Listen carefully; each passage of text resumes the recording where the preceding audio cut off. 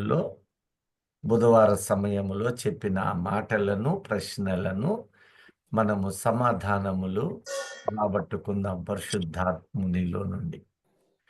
మహోన్నతుడా, సర్వశక్తిమంతుడా, యేసు నాయన నీ బంగారు పాదాలకు స్తోత్రాలయ్యా.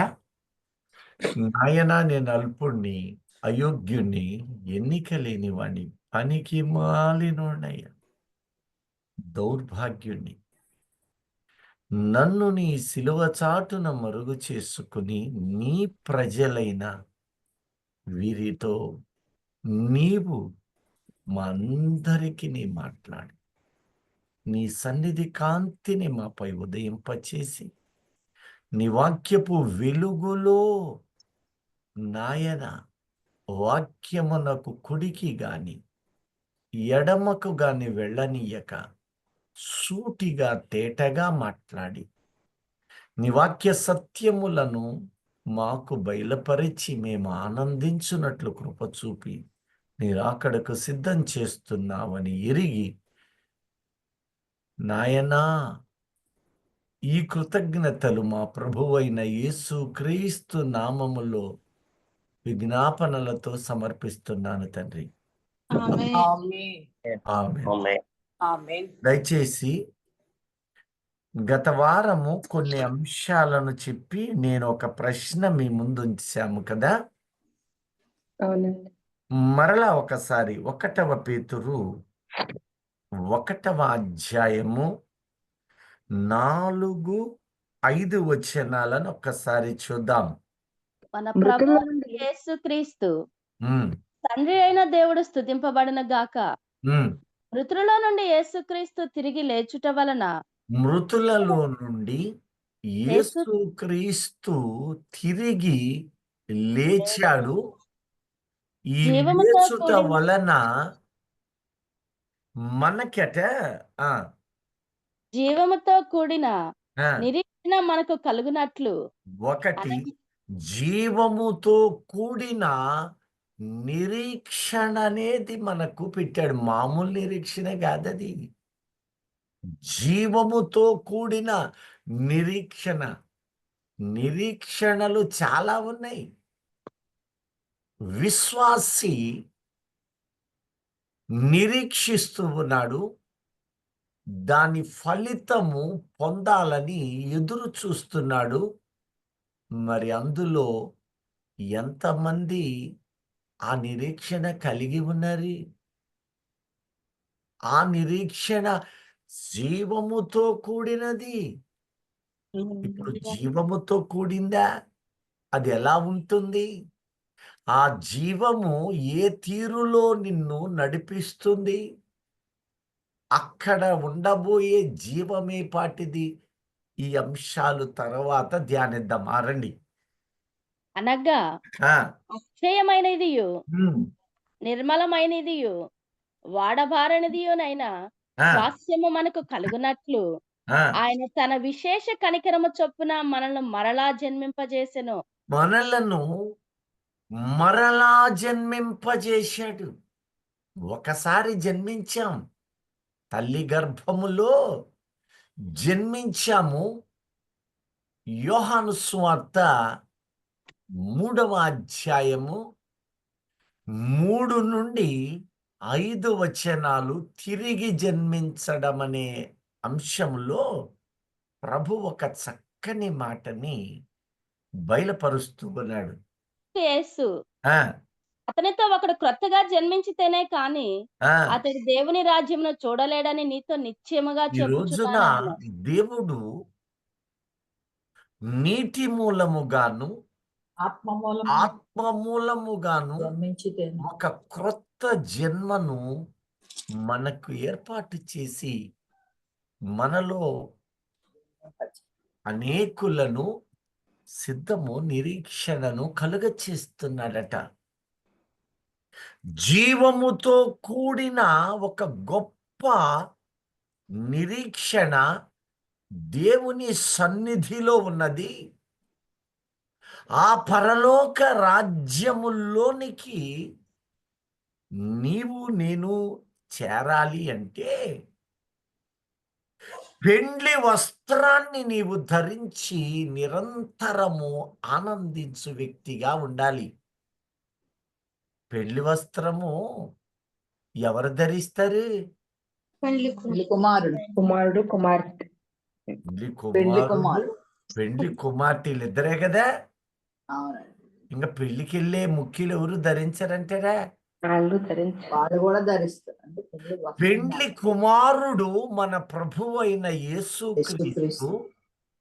పెండ్లి వధువు నీవు నేను, సంఘం. సంఘము, దేవుని ప్రియులు. ఇప్పుడు అంటాడు మత్తయి సువార్త 22వ అధ్యాయము 10 నుండి 14లో, నా స్నేహితుడా, పెండ్లి వస్త్రము లేకుండా లేకుండా నువ్వు ఎలా వచ్చి నువ్వు పెళ్లిలోకి ఎట్టొచ్చావు? అసలు ఇక్కడికి ఎలాగొచ్చితివి అన్నాడు. నువ్వెలా వచ్చావు? ఒకసారి చదవండి. స్నేహితుడా, ఆ, పెండ్లి వస్త్రము లేక ఎవరట ఇక్కడికి ఇతను? ఎలాగు వచ్చితివి? ఎవరితను? స్నేహితుడండి. స్నేహితుడు. స్నేహితుడు అంటే శిష్యుడు. లాజరు శిష్యుడని ప్రకటిస్తూ యోహాను 11లో అంటాడు యేసయ్య, మన స్నేహితుడైన లాజరు నిద్రించాడు. అంటే లోకములో ఉన్న వారందరూ స్నేహితులు కాలేరు. స్నేహితుడు అని ఎవరినంటారు అంటే, మన ఇరుకు ఇబ్బందులలో, మన కష్ట దుఃఖాలలో ఓదార్పు మాటలు, ఇంకా సహాయకారిగా, తోడుగా మనతో కలిసి నడిచే వారిని స్నేహితులు అంటారు. ఈ స్నేహితుడు యేసుని ఎరిగిన వాడు. యేసు అతనిని స్నేహితుడని పిలుస్తూ ఉన్నాడు. ఈ రోజున ఆయన స్నేహితులుగా నీవు నేను కూడా ఉన్నామనేది సత్యమై ఉన్నది. హల్లెలూయా. హల్లెలూయా. ఈ స్నేహితుడు పెండ్లి వస్త్రమును ధరించిన వానిగానే ఉండాలి. వస్త్రాల గురించి ఒకప్పుడు చెప్పాను కదా, అనేక వస్త్రాలు ఉన్నాయి. అందులో ఈ స్నేహితుడు ధరించింది పెళ్లి వస్త్రం. మురికి వస్త్రం అట. చూడండి, పెళ్లి స్నేహితుడా, వస్త్రం లేక ఆ. పెండ్లి వస్త్రము లేక ఇక్కడికి ఎలాగు వచ్చితివని వాడిని అడగగా, ఆ, వాడు మౌని అయ్యుండెను. అంతటా రాజు, వీని కాళ్ళు చేతులు కట్టి వెలుపటి చీకట్లోనికి త్రోసివేయుడి. వెలుపట చీకటిలోనికి త్రోసివేయమని. తోసివేయి. ఆ, అక్కడ ఏడ్పును పండ్లు కొరకటియు ఉండునని పరిచారకులతో చెప్పెను. అక్కడ ఏడ్పును పళ్ళు కొరుకుటయు ఉంటాయి. కాగా రోజున ఆ వస్త్రాలు నీవు నేను మురికి కావడానికి వీల్లేదు. వస్త్రాలు నీవు ధరించాలి. ఆ వస్త్రము పేరు నీతి క్రియలు. నువ్వు అడిగితే మహిమ వస్త్రం. నీకు ఇస్తాడు. మహిమను కీర్తనకారుడు అనేకసార్లు అన్నాడు. ఓ చక్కని మాట, నీవు మహిమను నాకు వస్త్రంగా వస్త్రముగా ఇస్తాను. ఆ మహిమలో నీ నీతి ఉందయ్యా. నీతి క్రియలు. నీ నీతి క్రియలు నాకు ఇచ్చావయ్యా. ఎంత గొప్ప దేవుడివి. అయితే ఇచ్చావు గాని నేను దండానికి తగిలిచ్చానయ్యా. కొక్యం ఉంటది, హ్యాంగర్ ఉపయోగం ఉంటది. ఆయనను అడుగుడి, అడుగు ప్రతివానికి విస్తారముగా కొలత లేకుండా ఇస్తాడట. ఏంటిదది? ఆత్మ నుండి. పరిశుద్ధాత్మ. ఈ పరిశుద్ధాత్మ దేవుడు నీలో నీతిని కలిగిస్తున్నాడు. నిన్ను నీతిమంతుడు అని పిలుస్తున్నాడు. నీవు ఆ హ్యాంగర్కు తగిలించడానికి వీలు లేదు. నీవు వస్త్రముగా దానిని ధరించాలి.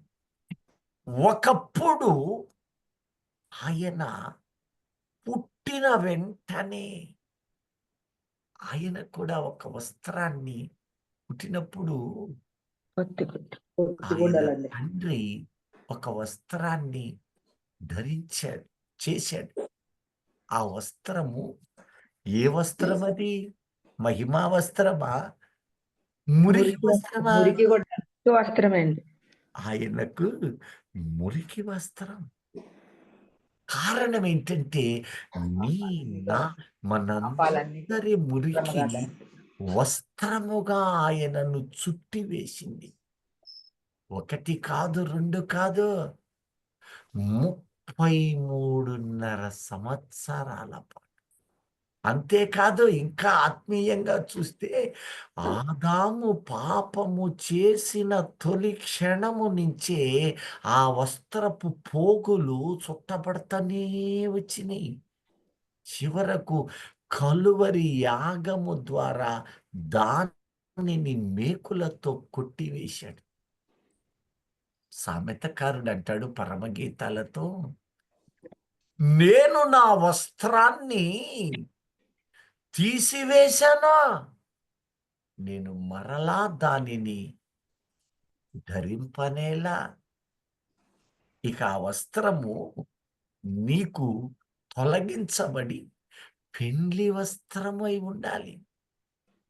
ఎందుకంటే దానియేలు 9:27 ప్రకారంగా ఒక వారమునకు 7 ఫంక్షన్ పెట్టి 7 సంవత్సరములు. వారాన్ని 7 ఏళ్ళు అంటూ 7 సంవత్సరాల పరమ యెరూషలేము పైనున్న ఆ దేవుని సన్నిధిలో పరమ విందుని మనకి ఏర్పాటు చేస్తానికి ఇక్కడ నిన్ను యాత్రికునిగా మార్చినవాడు.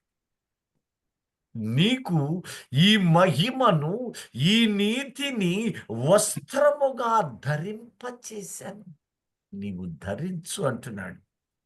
ఈ ధరించాలి అంటే కొన్ని ఉన్నాయి, నాకు వాటిని నీవు ఇవ్వాలి. అవి నేను నీ యొద్ద నుండి తీసుకుంటాను. ఏమేమి కావాలన్నాడు ఆయన? గత వారము చదివాము. బంగారం, వెండి, బంగారము, వెండి, బంగారము, వెండి, ఇత్తడి. ఈ మూడిటిని ఏమంటారు? ధనం అంటారా ఏమన్నా? కాదు, ఖనిజాలు. చాలా మంది ఇది ధనానికి సంబంధం ఉందా అంటే,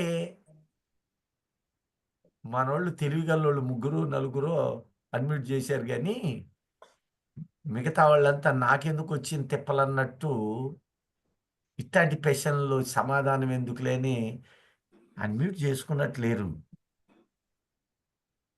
నేను ప్రశ్న వేస్తున్నాను, అన్మ్యూట్లోకి వెళ్ళండి దయచేసి. అమ్మా అల్ఫోన్సా గారు, ఇప్పుడు అడుగుతున్నాను, ఈ బంగారము, వెండి, ఈ రాగి, ఇత్తడి, కంచు, ఇవన్నీ కోబాల్టులు అంటే ఈ వస్తువులు, ఇవన్నీ ధనమా కాదా? అదే కాక కొందరు కాదన్నారు. ఈ డబ్బు ఎలా ఉంటుందో మీకు తెలుసు, గ్రహించు రాదు. ఇప్పుడు నా దగ్గర డబ్బు ఉంది, నా దగ్గర 1 కోటి రూపాయలు ఉంది, ఉదాహరణకు చెప్తున్నా. ఇది కొందరు ఏం చేస్తారంటే, ఈ దశంభాగం గురించి కూడా నేను మీకు విపులంగా చెప్తాను ఒకరోజు. నేనేం చేస్తానంటే ఈ డబ్బు తీసుకుపోయి భూమి కొంటాను. మరలా అవసరం వచ్చిందనుకో దాన్ని ఎలా మారుస్తాను? మరలా డబ్బుల రూపంలో తీసుకుంటాం. అది డబ్బుకు సాదృశ్య పర్యాయ పదం కాదంటారా? అంతే. ఇదే డబ్బు తీసుకుపోయి మళ్ళా ఏం కోరాను? భూమి కొంటాను. బంగారం, భూమితో పాటు ఇంకా ఏం కొంటాను? బంగారం బంగారం. 4 కిలోలు బంగారం కొంటేనే ఈ బంగారం నా దగ్గర లేదండి, ఇది డబ్బు కాదండి అన్నానే అనుకో, దేవుడు ఒప్పుకుంటాడంటేనే. లే. నీ మనసు ఒప్పుకుంటుందా? ఎందుకంటే ఆ దినాల్లో నేను మా ఆవిడ మంగళసూత్రంతో సహా గాజులతో సహా అమ్మేశా. అప్పుడున్న పరిస్థితులై ఆ కాలంలో 20,000 వచ్చినాయి. అదేంటి, బంగారానికి ప్రతిగా బంగారం ఇయ్యాలి కదా. అంటే ధనము యొక్క టిష్యూలవి. నువ్వు డబ్బు రూపంలో కూడగట్టినా, బంగారం రూపంలో పేర్చి నా దగ్గర లేదన్నా, ఆస్తుల రూపంలో పేర్చినా, డబ్బే. లేక ఇక కొంతమంది చీరలు ఉంటాయి. కాకపోతే అయి అమ్మకానికి రావనుకో. కానీ అందులో ఇంకో విలువైన చీరలుంటాయి. ఏం చీరలవి? పట్టు చీరలు. అమ్మా? పట్టు చీరలండి. మామూలుగా ఉండదు. వెండి జెర్రీ అట. జెర్రీ. జరీ చీర. ఇలా ఇవన్నీ డబ్బు కాదు అని ఎవరైనా అంటే వాళ్ళు ఇంకా మాయ నుండి బయటికి రాలేకపోతారు. మనము గ్రహించిన వారము గనుక డబ్బు యొక్క పాత్రలు, బిందె తీసుకురా అంటే ఒట్టి బిందె ఉపయోగం ఉండదా? బిందెలో ఏముండాలా నీళ్లు. కదా? అవును. ఆ నీళ్లతో కలిపిన దాంతోనే మనిషి ఇల్లు మొహం వేసుకో. కట్టుకోగలవా? నా దగ్గర డబ్బులు లేవండి, నా దగ్గర బంగారం మాత్రం ఉంది, అది కూడా బంగారం కాదండి, భూమి ఉంది, చల్లదా? వీటన్నిటినీ కరగదీసి అమ్మేటప్పుడు డబ్బు రూపములో, డబ్బుగా ఉన్నది కరగదీసి వస్తువుల రూపములో లోకములో మార్చువారిగా ఉన్నాము. దేవునికి స్తోత్ర. హల్లెలూయా. సంతోషంగా ఉన్న వాళ్ళు మాత్రమే హల్లెలూయా. హల్లెలూయా. ఇప్పుడు పెండ్లి వస్త్రము ధరింపచేసిన ఆయన నీ దగ్గర నుంచి ఏం కోరుతున్నాడు? నిర్గమకాండము 25వ అధ్యాయము 3వ వచనాన్ని చూడండి. మీరు వారి ఆ యొద్ద రోజు తీసుకొని ఇంకొక మాట చెప్పి వాక్యంలోకి వస్తా. ఆ రోజు ఓ పెద్ద ఆయన ఉన్నాడు. ఆయన హఠాబోతున్నాడు. అది బేతేలు అని అప్పుడు తెలిసాక ప్రార్థన చేసుకొని అంటాడు, అయ్యా నేను అక్కడికి వెళ్తున్నానయ్యా, నీవు నన్ను ఆశీర్వదించి వెనక్కి తీసుకొని వస్తే దేవాలయం కట్టాలి. నా సమస్తమైన ఆస్తిలో నుండి ఏమిస్తాను? పదియవ వంతు నిత్యముగా నీకు 10వ చెల్లించు. వంతు ఇస్తానన్నాడు. ఈ మాట ఇజ్రాయేలుకు చెందిందా, యాకోబుకి చెందిందా? యాకోబు ఇశ్రాయేల్ అంటే ఇజ్రాయేలా యాకోబుగా ఉన్నప్పుడు ప్రమాణం చేశాడా? యాకోబుగా ఉన్నప్పుడు యాకోబుగా ఉన్నప్పుడు ప్రమాణం అబ్రహాము మెల్కీసెదెకుకు చేసినప్పుడు ఇజ్రాయేలీయుడా, విశ్వాసులకు తండ్రా? శ్వాసలకే తండ్రి. Very good. ఇప్పుడు అన్నింటిలో ఇస్తాను అన్నప్పుడు భూమిలో నుండి ఇవ్వాలి, పంటలో నుండి ఇవ్వాలి, సంపాదనలో నుండి కూడా ఇవ్వాలి. మీలో ఎంతమంది నాతో కలిపి భూమిలో 10వ వంతు ఇచ్చేవాళ్ళు ఉన్నారా? ఉన్నామనుకో. భూమిని లేరు. పండేవన్నీ కూడా ఇస్తున్నాం. అమ్మ, నేను చెప్పింది భూమిద. అర్థమై ఉండదు. 1 ఎకరం పొలం ఉందనుకో, 10 సెంట్లు తీసి దేవునికి ఇచ్చారు. తెలివిగల్లోళ్ళు ఉంటారు. ఇప్పుడు నాలంటుడు, అయ్యా ఈ ఇల్లుందే, ఈ ఇల్లు కట్టడాలు చేశాను కదా, దీంట్లో 10వ వంతు అంటే 1 బెడ్రూమ్ దేవునికి అయ్యా, అది ప్రేయర్ రూమ్ అయ్యా. ప్రేయర్ రూమ్లో ఎవరుంటున్నది? దేవుడు, దేవుడు ఉంటాడా? నేను దేవుడు కలిసి. మరి అది రాశారా ఎప్పుడన్నా? చర్చికి వచ్చి దేవుని పాదాల చెత్త పెట్టి ఈ రూమ్ నాది కాదు, ఈ రూమ్ ఫలానా అని ఎప్పుడైనా రిజిస్ట్రేషన్ అయిందంటారా? పత్రం చూడాలని ఆశపడుతున్నా.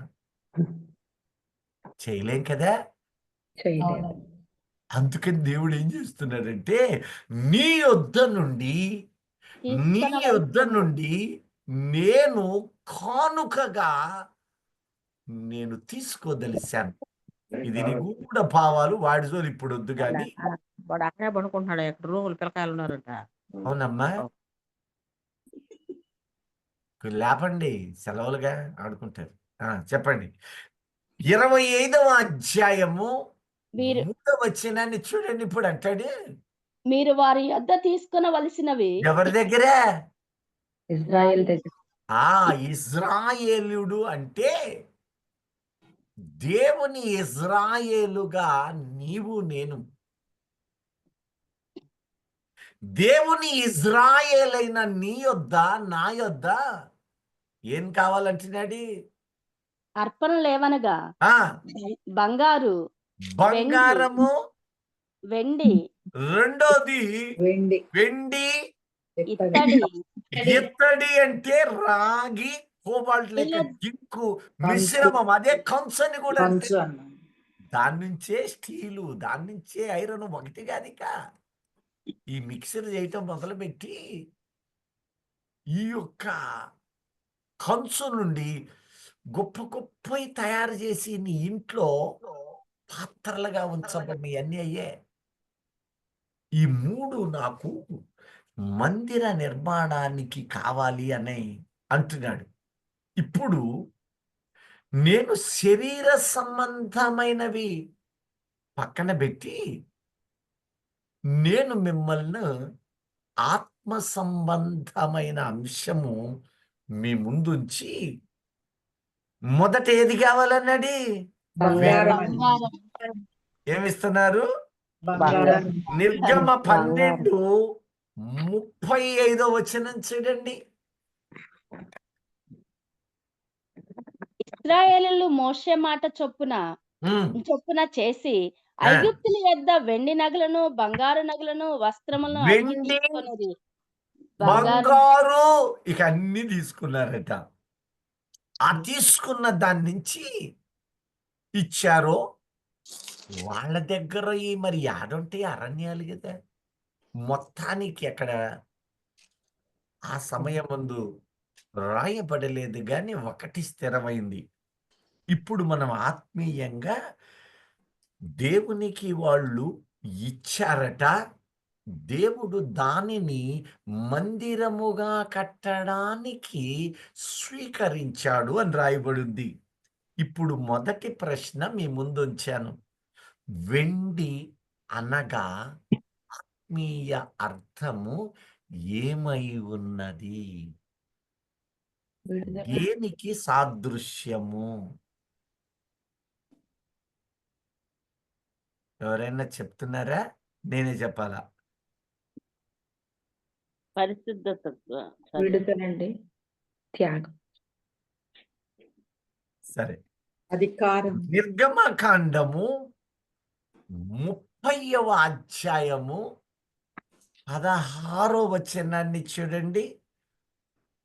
నీవు ఇశ్రాయేలు 11 నుండి 16 వచనాలు చూడండి.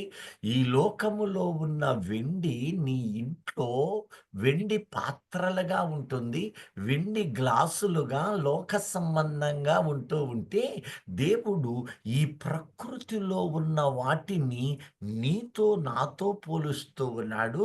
తనతోటి కంపారిజన్ చేస్తూ ఉన్నాడు. ఈ వెండి మొదట ఎవరికి సూచన? నీవు ఏమై ఉన్నాలో ఆ వయస్సు, చూద్దాం. ప్రాయశ్చిత్తార్థమైంది. మరియు యెహోవా మోషేతో ఇట్లనెను, నీవు ఇశ్రాయేలును లెక్కింపవలెను.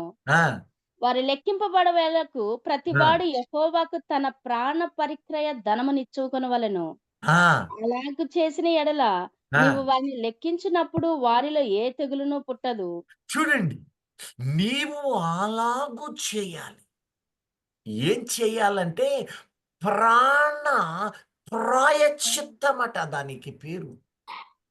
ప్రతివాడు ప్రాణ ఇజ్రాయేలు జనాంగమై ఉన్నాడని, ఇజ్రాయేలు జనాంగమైన ప్రతివాడు కూడా తన ప్రాణ పరిక్రయ ధరణము అనగా ధనమిచ్చి ప్రాయచిత్తము.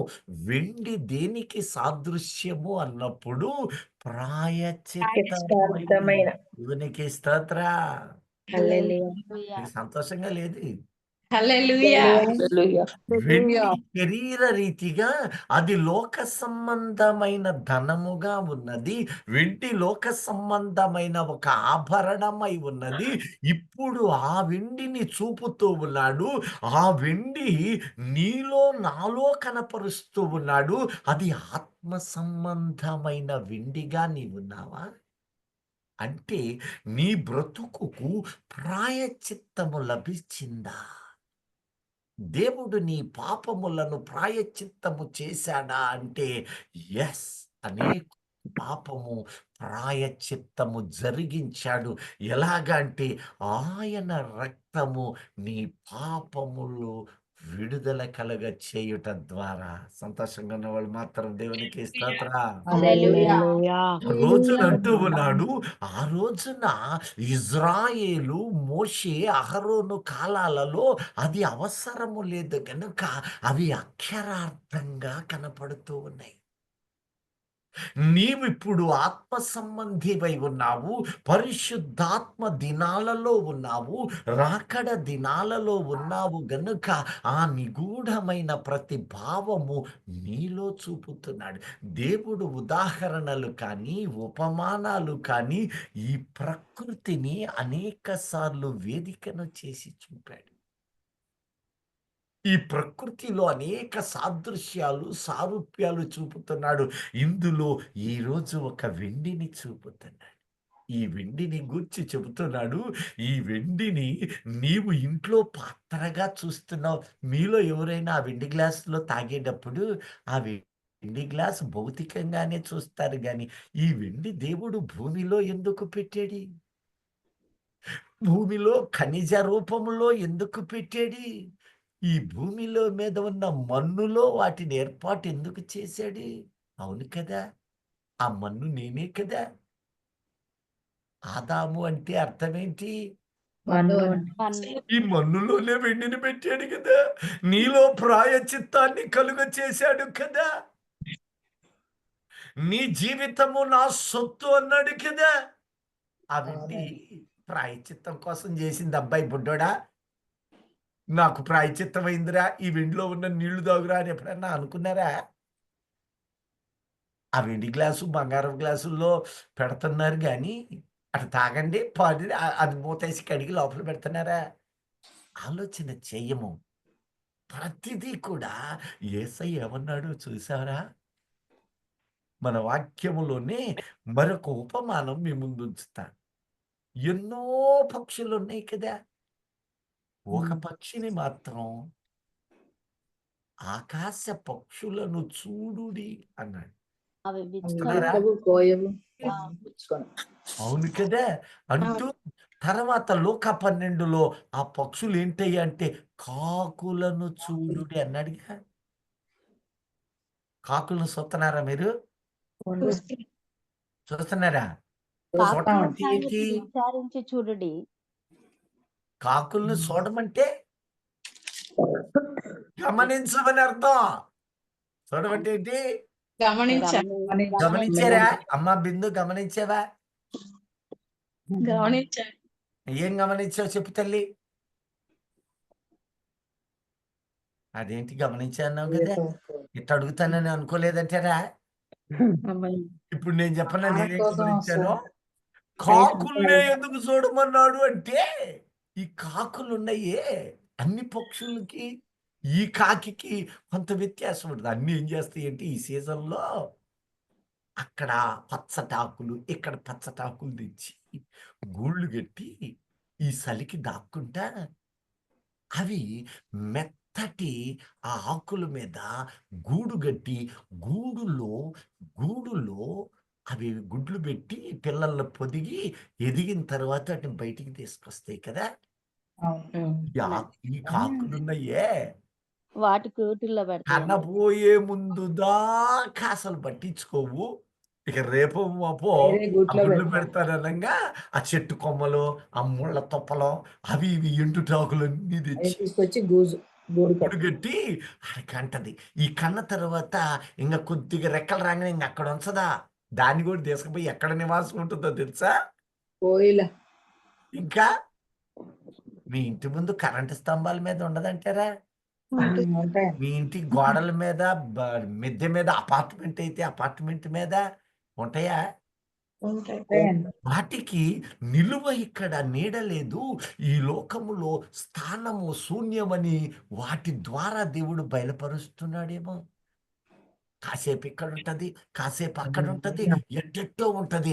అది దాని నోట ఏం పెట్టాడు తెలుసా? నువ్వు అంటున్నావు ఈ బంగారం సంపాదించాను నా బిడ్డలకి, నా కొడుకులకి, కూతుర్లకి, మనవాళ్ళకి, మనవరాళ్ళకి ఆస్తి ఉండాలి, ఐశ్వర్యం ఉండాలి, మంచి మంచి నగలు ఉండాలి, ఇవన్నీ నావి, నాకు నాకు నాకు అంటా ఉంటే దాని నోట ఏమని ఉంటది?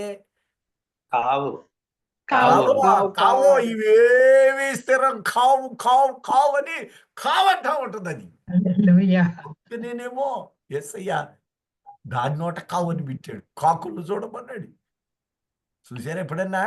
ఇక ఎప్పుడు చూస్తానే ఉన్నాం కదయ్యా, ఇది ఎప్పుడో సినా కావు కావు అంటాను. ప్రియ దైవజనమా, సృష్టిలో ఆయన అనేకమైన మెలకువలను మనకు పెట్టాడు. ఇప్పుడు అంటాడు, వెండి గ్లాసులో నా మనవడు పుట్టినరోజు బారసాలప్పుడు అదేదో అంటాడు కదా, అన్నప్రాసనం. మామూలుగా డబ్బు గల్లోళ్ళు ఎందుకు పెడతారు?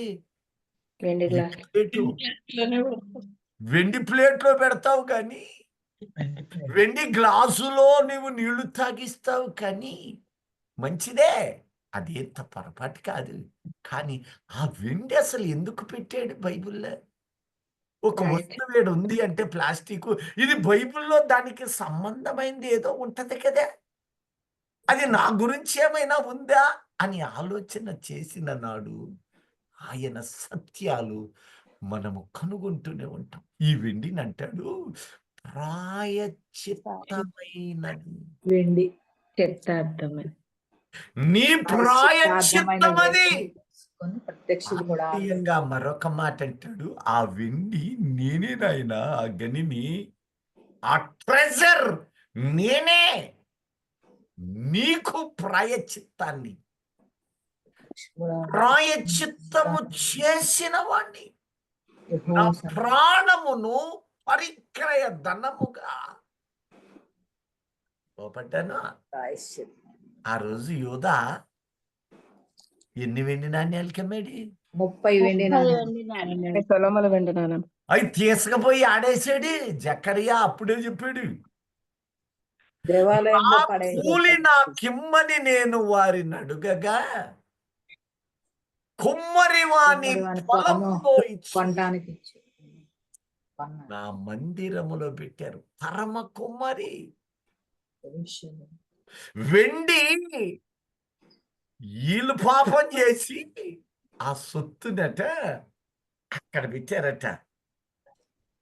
దేవాలయములోనికి వెళ్ళి ప్రాణ హత్యా దోషము మేము ముట్టకూడదని చెప్పి పొలాన్ని కుమ్మరివాని పొలం కుమ్మరివాని పొలము పొలము ఎక్కడుంది? కుమ్మరాయన పొలం ఎక్కడ ఉంటుంది? కుమ్మరాయింది.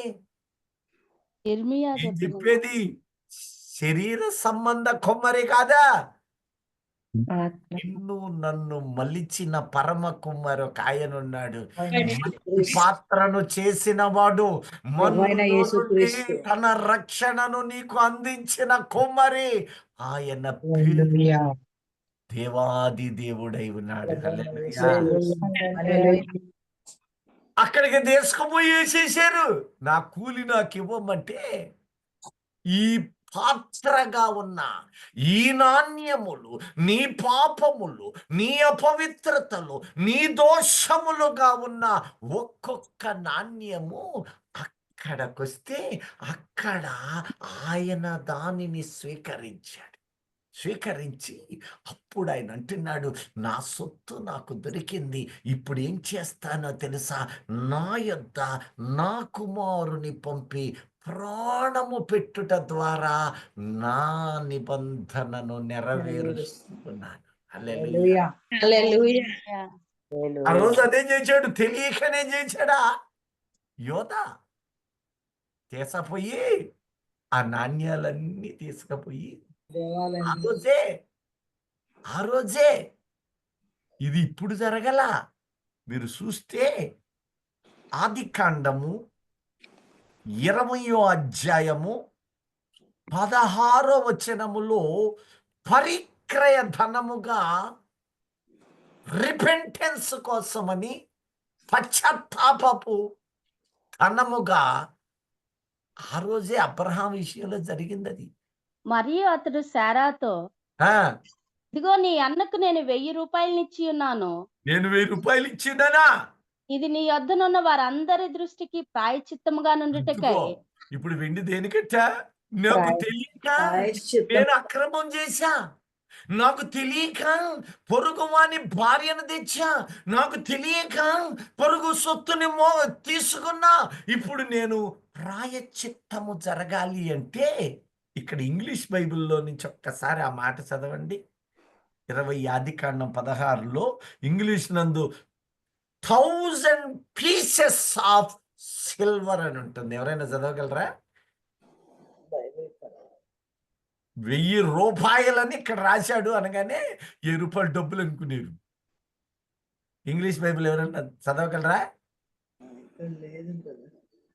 20 ఆదికాండం 16. ముందు ఇవన్నీ చదివి అప్పుడు క్రోడీకరిద్దాం. అమ్మ యువత దగ్గర లేదంటారా ఇంగ్లీష్ ముక్క?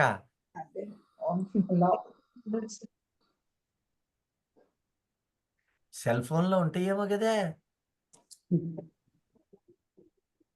To Sarah he said, I am giving your brother 1,000 shekels of silver. This is to cover the offense against you before all who are with you.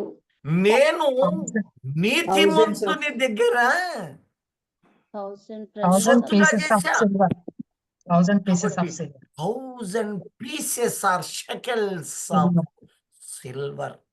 Silver. రోజు పెట్లా ఈ వెండి అబ్రహాము ద్వారా ఇది చూపుతూ ఉన్నాడు. అంటే ఇప్పుడు వెండి దేనికి గుర్తుగా ఉంది? నీవు ఇందాక బిడ్డ చదివింది కదా, ఇక్కడ కమ్మని మాట అంటున్నాడు 11 నుంచి 16 నిర్గమ 30 చూడండి. ఇప్పుడు ప్రతోడు ఎంత ఇవ్వాలో చూద్దాం. నీవు ఇశ్రాయేలు యొద్ద నుండి ప్రాయశ్చిత్తార్థమైన వెండి తీసుకొని ప్రత్యక్ష గుడారం యొక్క మరియు యెహోవా మోషేతో ఇట్లనెను, నీవు ఇశ్రాయేలును లెక్కింపవలెను. వారు లెక్కింపబడు వేళకు ప్రతివాడు యెహోవాకు తన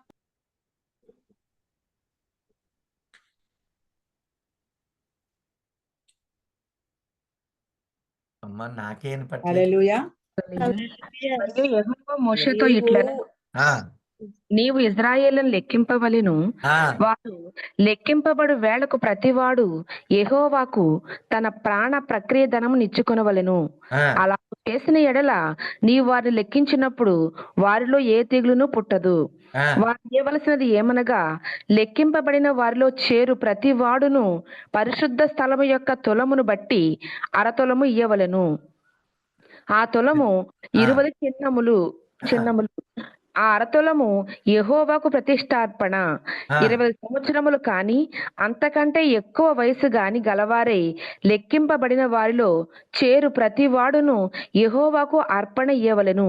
అది మీ ప్రాణములకు పరిక్రయ ధనముగా ఉండునట్లు యెహోవాకు అర్పణ ఇచ్చినప్పుడు ధనవంతుడు 1/2 తులము కంటే ఎక్కువ ఇయ్యకూడదు, బీదవాడు తక్కువ ఇయ్యకూడదు.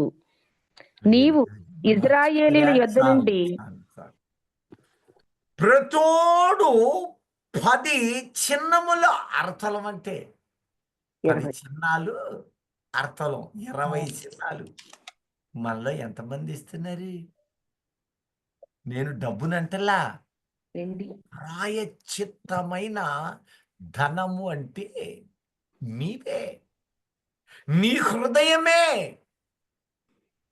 దేవునికి కనీసము 10వ భాగముగా దేవుని సన్నిధిలో వేడుకుంటున్నావా? ప్రాయశ్చిత్త పడుతున్నావా? దశమ భాగము అనగానే అందరూ డబ్బులో నుంచి చూసేవాళ్ళు కొందరు, భూమిలో నుంచే, పంటలో నుంచే ఇవి మాత్రమే అని ఆలోచన చేసేవాళ్ళైతే దేవుడు అంటున్నాడు, ఈ వెండి నీవే, నీ యొక్క పాపములు నేను మోసాను, నీ ప్రాణమునకు ప్రాయశ్చిత్తము నేను చేశానా? ఇప్పుడు నీవు చేయాల్సింది ఏందో తెలుసా? కనీసము 10వ వంతు సమయము నాకు ఇస్తున్నావా?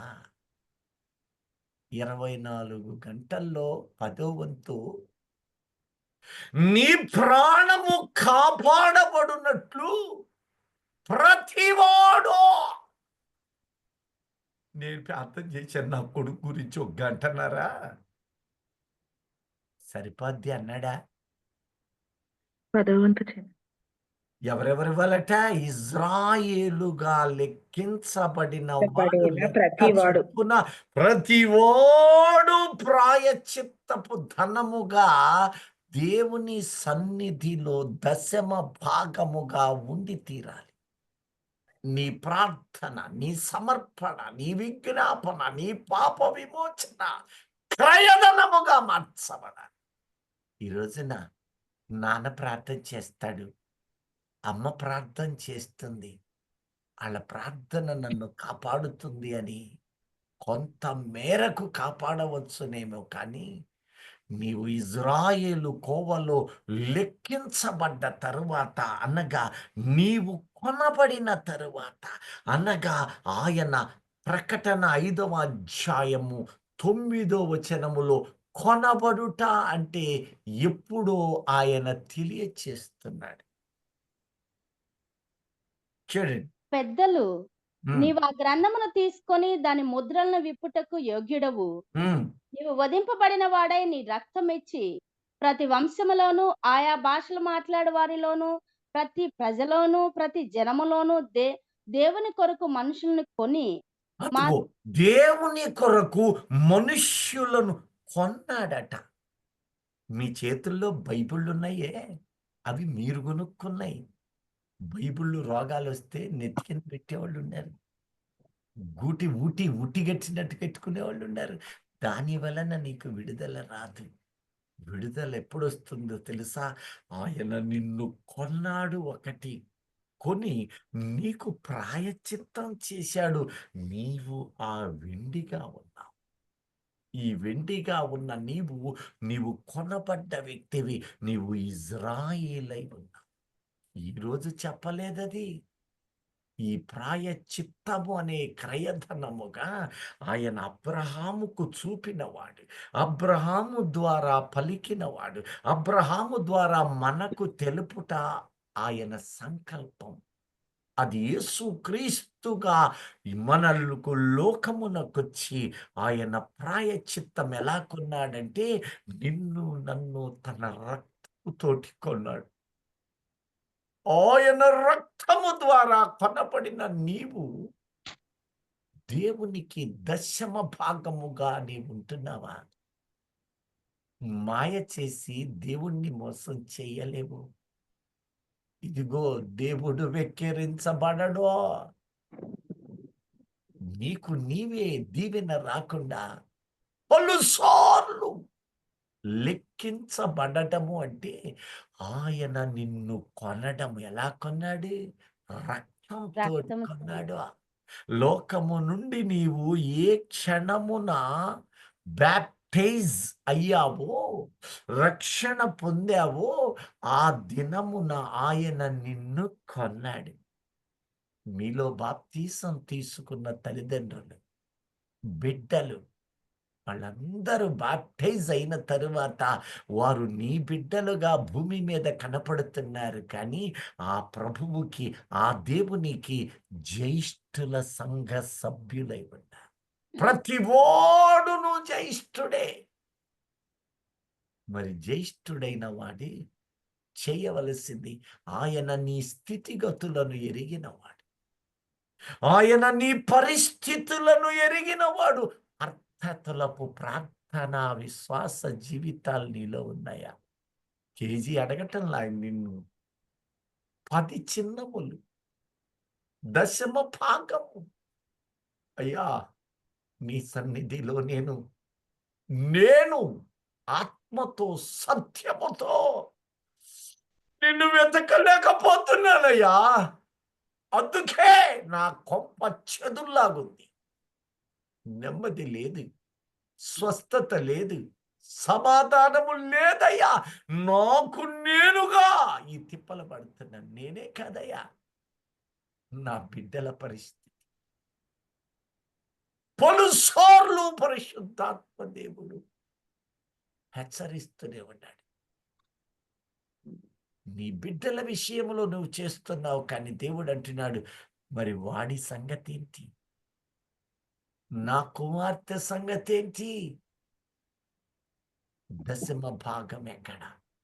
నా దశమ భాగము ఎక్కడ అంటే, కొంతమంది డబ్బు రూపంలో, ఆస్తుల రూపంలో 10% ఇచ్చి చేతులు దులుపుకునే వాళ్ళు ఉన్నారు. ఎందుకంటే నిద్ర లేవటానికి బద్ధకం. నిద్ర లేవగానే ఆఫీసులు, ఉద్యోగాలు, పరుగులు పరుగులు పరుగులు. ఎంత బాధాకరం. యోహాను పత్రికలో అన్నాడు కదా, ఈ లోకపు నటన గతిస్తుంది, ఈ లోకపు నటన గతించినన్నాడు. ఎంత భీకర పరిస్థితి. ప్రభువు ఆనాడే చెప్పాడు, అక్కడక్కడ యుద్ధములు, కరువులు, భూకంపాలు. మొన్న భూకంపం చూసాం, నిన్నటి దినాన యుద్ధాన్ని అక్కడక్కడ చూస్తున్నాం. నేడు ఈ దేశంలోనే మొదలుపడు చూస్తూనే ఉన్నాం. ఏ శ్రమైనా నీ గృహము తాక వీలు లేదు. ఏ వేదనైనా నీ పరిసరాలకు వీలు లేదు. రాకుండా ఉండడానికి ఒకవేళ వచ్చినా ఆయన నిన్ను విడవకూడదు, విడవజాలడు. కారణం, నీవు 10వ వంతు ఆయనకు చెల్లించాలి. 10వ వంతు అంటే వాటి విషయాలు కాదు, కానీ నీ హృదయము 10 చిన్నమని. నీ జీవితము వేకువనే లేచుట ద్వారా, ఆయన సన్నిధికి వచ్చుట ద్వారా నీవు నీ పాపములను అనుదినము కడిగి వేస్తున్నావు. దానిని ఆ దినాన ఆయన వెండితో పోలుస్తున్నాడు. వెండి అనగా ప్రాయశ్చిత్తము. ఏ నరుడును తన తోటి నరుడికి ప్రాయశ్చిత్తము చేయజాలడో. కీర్తనలు 49:7 చూడండి. ప్రార్థన చేద్దామని అనుకున్నానండి, లేచానండి, మోకాళ్ళ నొప్పులండి, కీళ్ళ నొప్పులండి, వాతాలండి. ఆ రోడ్డు మీద కొట్టోడు చెబుతుంటాడు, వాతాల నొప్పులకి ఈ మందు, కీళ్ళ నొప్పులకి ఆ మందని. ఎంత దయనీయ స్థితి. దీవెన రావాలనగానే కుప్పలు తెప్పలుగా ఎంచుతావా? ఎలా వస్తుంది నీకు? ఎలా రావాలి నీ బిడ్డలకి? ఆలోచన చేయి దైవజనమా. ఓ రోజు నా బిడ్డ చర్చికి పోలా. నేనేం చేశాను తెలుసా? ఆ దినం నేను మాట్లాడటం మానేశా.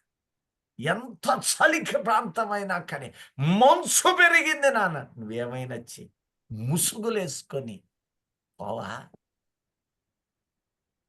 నీవు దేవుని సన్నిధికి ఇచ్చిన సమయం ఏది? పోనీ కిటకిట మంచు కొడుతుందా? ఇంట్లో ముడుక్కునే ఉన్నావా? పోనీ అప్పుడైనా ప్రార్థన చేసావా? పోనీ అక్కడైనా మోకరిల్లేవా?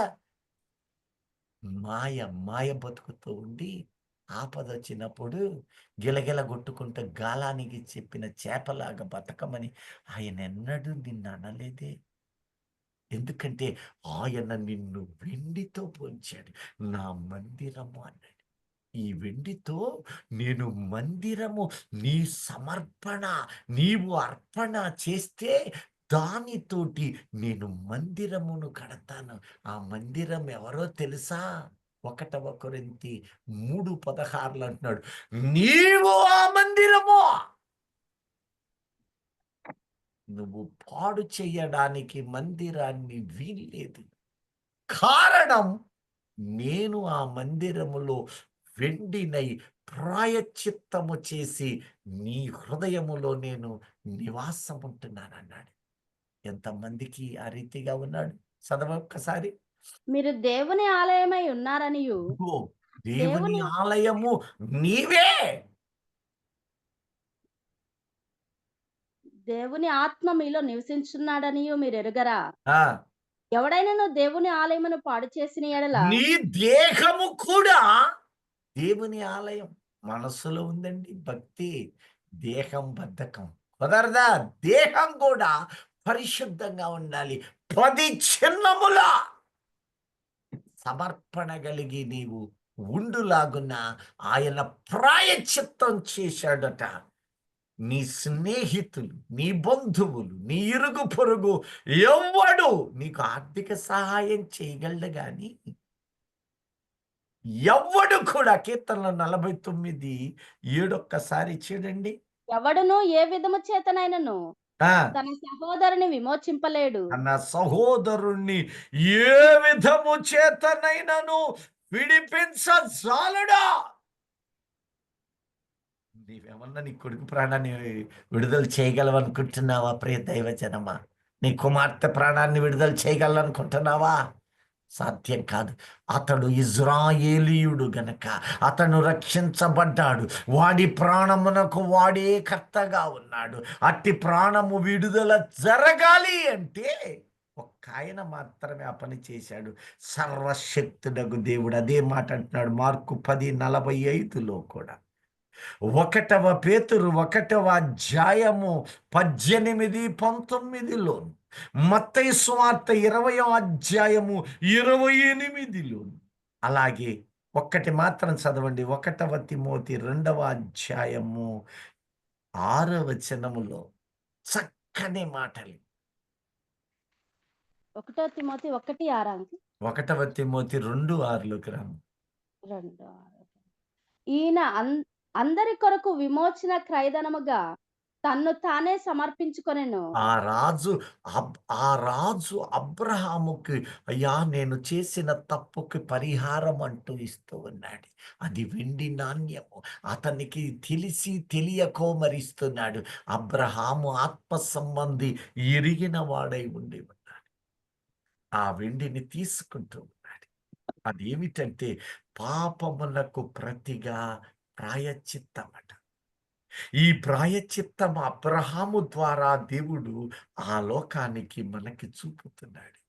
నీ జీవితానికి ప్రాయశ్చిత్తము జరగాలి. ఆ తరువాత నీవు నా సన్నిధికి రావాలి. నీ హృదయము సమర్పణగా రావాలి. నాకు అర్పించబడాలి. నా యొద్దకు వచ్చి నా మాటలను నీవు విని నీ బ్రతుకంతా వెండిగా మార్చబడాలి.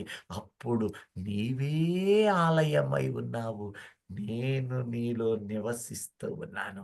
ఎవరెవరు రావాలి అన్నప్పుడు, ఇదిగో నీవు రావాలి, నీ భార్య రావాలి, నీ తల్లిదండ్రులు ఉంటే వారు రావాలి, నీ పితరులు రావాలి, నీ బిడ్డలు రావాలి.